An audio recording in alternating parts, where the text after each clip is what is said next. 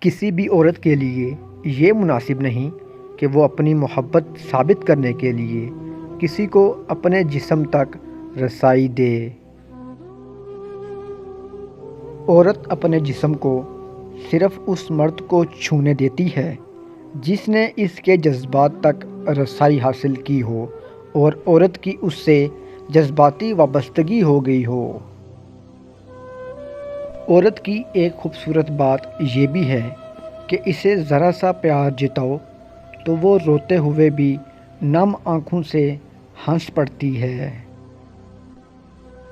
بہت امیر ہوتا ہے وہ مرد جس کے نصیب میں عورت کی وفا ہوتی ہے۔ مرد عورت سے ہمیشہ محبت کرنا چاہتا ہے لیکن پرکشش اس کے لیے صرف حسن ہوتا ہے جو ہمیشہ نہیں رہتا۔ مزہ دینے کے لیے عورت کی ایک اعضاء گردن کے پچھلے حصے کا استعمال کرو، اصل لطف آئے گا۔